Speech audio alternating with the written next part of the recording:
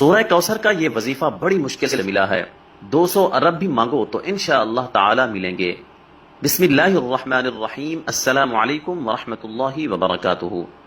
محترم ناظرین کرام، آج آپ کو سورہ کوثر کا ایک بہت ہی نایاب اور مجرب وظیفہ بتا رہے ہیں۔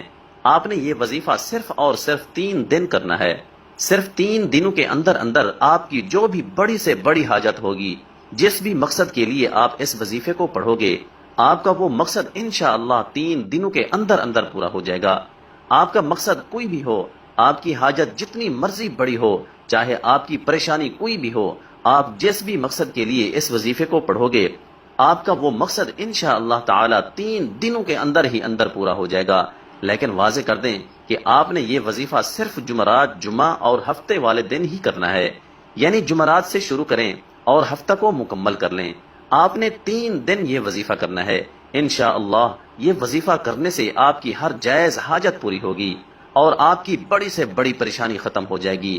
آپ چاہے یہ وظیفہ اپنی خود کی شادی کے لیے کر رہے ہیں یا پھر آپ کی بیٹیوں کی شادی نہیں ہو رہی، اس کے لیے کر رہے ہیں، انشاءاللہ تعالی آپ کو اس میں بھی کامیابی ملے گی۔ اگر آپ بے روزگار ہیں تو آپ اس کے لیے بھی یہ وظیفہ کر سکتے ہیں۔ اگر آپ کے دشمن ہیں اور ان سے چھٹکارا پانے کے لیے بھی آپ یہ وظیفہ کر سکتے ہیں۔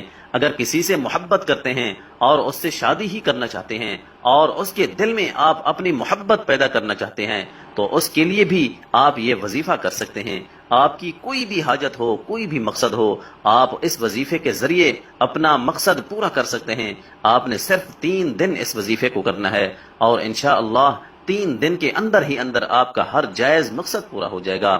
اس وظیفے کو شروع کرنے سے پہلے درود شریف لازمی پڑھیں۔ درود شریف آپ ہمیشہ ہی ابراہیمی درود شریف پڑھا کریں۔ آپ نے وظیفہ کس طرح کرنا ہے؟ آپ نے سورہ کوثر پڑھنی ہے۔ تمام مسلمان اچھی طرح جانتے ہیں کہ سورہ کوثر قرآن پاک کی سب سے چھوٹی سورت ہے۔ اس کی 3 آیتیں ہیں اور یہ قرآن پاک کے 30ویں پارے میں ہے۔ آپ کی کوئی بھی حاجت ہے، کوئی بھی مقصد ہے، لیکن شرط یہ ہے کہ وہ مقصد صرف جائز ہی ہونا چاہیے۔ اس کو ذہن میں رکھ کر آپ نے یہ وظیفہ کرنا ہے۔ وظیفہ کرتے وقت پورا دھیان آپ کا وظیفے پر ہی ہونا چاہیے، دل میں کوئی بھی وسوسہ نہ آئے۔ انشاءاللہ اس وظیفے کو کرنے کے بعد آپ کی اللہ سے مانگی ہر دعا قبول ہوگی۔ آج کا وظیفہ خاص طور پر ان تمام بہنوں اور بھائیوں کے لیے ہے جو شدید پریشان ہیں، جو اکثر کہتے ہیں کہ ہم مالی طور پر شدید پریشان ہیں، ہمارے رزق میں رکاوٹیں ہیں، ہمارے رزق میں مسئلے مسائل ہیں، اور کہتے ہیں کہ ہم جس کام میں بھی ہاتھ ڈالتے ہیں ہمیں تو صرف نقصان ہی ہوتا ہے، ہمیں تو ایسا لگتا ہے کہ ہمارا رزق بالکل بند ہو چکا ہے، کوئی راستہ ہمیں سمجھ ہی نہیں آتا، اندھیرے میں ہی ٹامک ٹوئیاں مار رہے ہیں۔ آپ ہی ہمیں بتائیں کہ ہم کیا کریں، ہم ایسا کون سا خاص وظیفہ پڑھیں؟ لیکن اگر کوئی وظیفہ کریں بھی تو ہمارا کیا گیا، کوئی بھی وظیفہ اثر ہی نہیں کرتا۔ تو ناظرین کرام، آج ان تمام بہنوں اور بھائیوں کے رزق اور دولت کے جتنے بھی مسئلے مسائل ہیں انشاءاللہ تعالی وہ سارے کے سارے حل ہو جائیں گے، اور انشاءاللہ جو لوگ قرضوں میں ڈوبے ہوئے ہیں، جن لوگوں کا بال بال قرضوں میں جکڑا ہوا ہے، ان کا قرض بھی اتر جائے گا کہ انہیں خبر بھی نہیں ہوگی، اور جو بندہ نوکری کے لیے شدید پریشان ہے، رزق کے جتنے بھی مسائل ہیں، ان سب مسائل کے لیے آپ کو اس مسئلے کو ذہن میں رکھتے ہوئے یہ وظیفہ کرنا ہے۔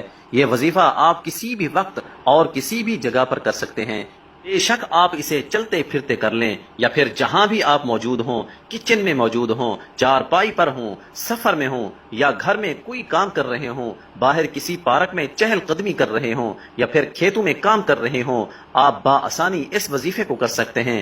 اس وظیفے کو پڑھنے کے لیے وقت کی بھی کوئی پابندی نہیں ہے، کسی بھی وقت آپ یہ وظیفہ کر سکتے ہیں۔ کام کر رہے ہیں، دن رات، صبح شام، بارش میں یا آندھی میں، غرض آپ ہر وقت کر سکتے ہیں۔ اگر آپ نوکری پر ہیں تو آپ اس سے مزید بہتر اور مزید اچھی نوکری چاہتے ہیں، یا نوکری پر آپ کے کسی سینئر کے ساتھ مسئلے مسائل چل رہے ہیں اور آپ چاہتے ہیں کہ میں ہی کامیاب ہوں، اس کے لیے بھی آپ یہ وظیفہ کرنا چاہتے ہیں، یا کسی بھی رزق کے مسئلے کے لیے آپ یہ وظیفہ کریں، لیکن اس مسئلے کو ذہن میں رکھتے ہوئے ہی یہ وظیفہ کریں۔ آپ کو اس عمل کو کرنے سے پہلے نیت لازمی رکھنی ہے کہ مجھے فلاں قسم کا کام ہے اور مجھے اتنی رقم مل جائے، انشاءاللہ تعالی اللہ پاک آپ کو اس سے کئی درجہ زیادہ عطا کر دیں گے۔ ناظرین کرام، اس وظیفے کے اتنے فائدے ہیں کہ کسی نے جب بھی یہ وظیفہ کیا اس کے فوائد اس کو اتنے ملے کہ اس نے پھر اپنی زندگی میں کبھی یہ وظیفہ چھوڑا ہی نہیں، اور پھر اس نے آنے والی ساری زندگی مستقل یہ وظیفہ کرنے کی عادت بنا لی، اور اب بھی وہ ان 3 دن لازمی یہ عمل کرتے ہیں۔ جب آپ لوگ سب سے پہلے یہ وظیفہ کرنے لگیں تو کوشش کریں کہ اس وقت بھی باوضو ہو جائیں۔ وضو کرنے کے بعد اگر آپ لوگ گھر میں موجود ہیں تو سکون سے ایک جگہ بیٹھ جائیں۔ کبھی بھی جلد بازی میں آپ لوگ کوئی بھی عمل یا وظیفہ بالکل بھی نہ کرنا، بلکہ مکمل سکون اور اطمینان سے آپ لوگ کہیں بیٹھ جائیں۔ سب سے پہلے 7 مرتبہ درود پاک پڑھ لیں، لیکن یاد رکھیں کہ درود شریف آپ ہمیشہ ابراہیمی درود ہی پڑھا کریں، اور درود ابراہیمی تو دنیا کے ہر مسلمان کو آنا چاہیے، کیونکہ درود ابراہیمی کے بغیر تو نماز بھی اللہ تعالیٰ کی بارگاہ میں قبول نہیں ہوتی۔